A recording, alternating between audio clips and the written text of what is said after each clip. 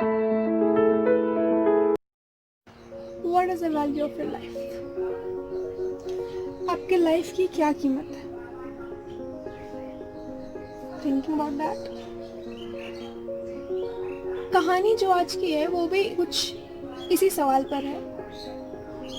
And ये सवाल एक छोटे से महज 13 साल के बच्चे ने अपने पिता से, अपने फादर से किया कि पिताजी, मेरी लाइफ की क्या वैल्यू है?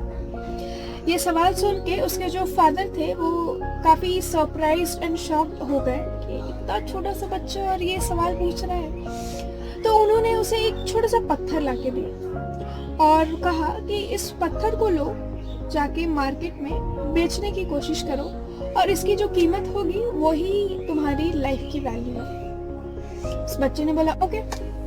वो गया मार्केट। अब मार्केट में वो एक सब्जी वाले के पास जाता है और वो पत्थर उसे दिखाता है और कहता है कि इस पत्थर के बदले में आप मुझे क्या दोगे? अब जो सब्जी वाली रहती है वो उसे देखती है पत्थर को, बोलती है क्या है? तो एक मामूली सा पत्थर है, ये तो कहीं पे भी मिल जाएगा, ये मेरे कोई काम का तो नहीं है, लेकिन चलो ठीक है, इसके लिए मैं तुम्हें एक सेब दे दूंगी और उसके बदले में मैं ये पत्थर अपने तौलने के काम में यूज करूंगी। बच्चा, उसे तो पत्थर बेचनी थी नहीं, तो अपने पिता के पास जाता है और सारा कहानी बताता है। तो उसके पिता बोलते हैं अब ऐसा करो, अब सब्जी वाली के पास ना जाके किसी और के पास जाओ। बच्चा सेम वही काम करता है। अब वो एक दुकानदार के पास जाता है, एक स्टेशनरी शॉप का दुकानदार है, उसके पास जाता है और उसको वो दिखाता है। तो वो शॉप वाला जो रहता है उसे बोलता है कि ये तो एक छोटा सा पत्थर ही है, इसके तो कुछ ज़्यादा पैसे दे नहीं पाऊंगा, मैं इसके बदले में तुम्हें 10 रुपए दूंगा और मैं इसे किसी न किसी काम के लिए as a paper weight use करूंगा। अच्छा, बोलता सिर्फ 10 रुपए? नहीं। फिर वो पत्थर लेके अपने पिता के पास आता है, सारी कहानी बताता है अपने पिता को। फिर उसके पिता बोलते एक काम करो, इस बारी तुम एक जौहरी के पास जाओ जो हीरे का व्यापार करता है, ठीक है? बोलता है ठीक है। और जब जाना तो उससे कुछ कीमत मत पूछना, जब वो उसकी कीमत पूछे, उस पत्थर की कीमत पूछे, तो बस एक इशारा करना, ऐसे 2 उंगलियां दिखा के इशारा करना। बच्चा बोला ओके। वो गया एक जौहरी के पास, उसने कहा कि मुझे पत्थर बेचना है। वो गया एक जौहरी के पास, उसने कहा कि मुझे पत्थर बेचना है। जौहरी ने वो देखा कि अरे वाह, ये तो पत्थर काफी सुंदर लग रहा है, अच्छा लग रहा है, देखने में बड़ा ही चमक है इस पत्थर में। तो वो बोलता ठीक है, कितना लोगे इसके लिए? तो वो बच्चा पिता के कहे अनुसार ऐसे 2 उंगलियां इशारा करता है। तो उसके जो जौहरी रहता है बोलता है 2000, ये तो बहुत ज्यादा है। नहीं नहीं, ये 2000 का नहीं है, मैं इसके बदले में तुम्हें 200 रुपए दे सकता हूँ, 2000 तो बिल्कुल भी नहीं।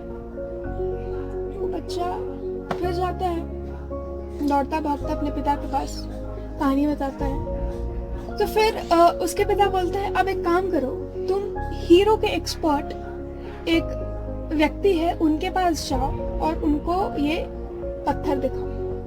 बोला ठीक है।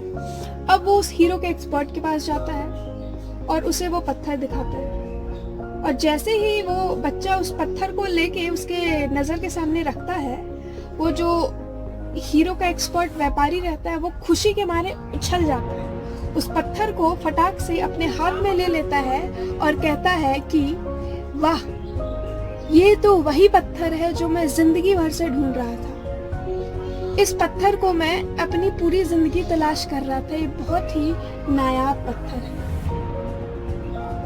इसके लिए मैं तुम्हें 2 से 3 लाख देने को तैयार हूँ। ये बहुत ही खूबसूरत पत्थर है, मैं इसके लिए आराम से तुम्हें 3 लाख दे सकता हूँ।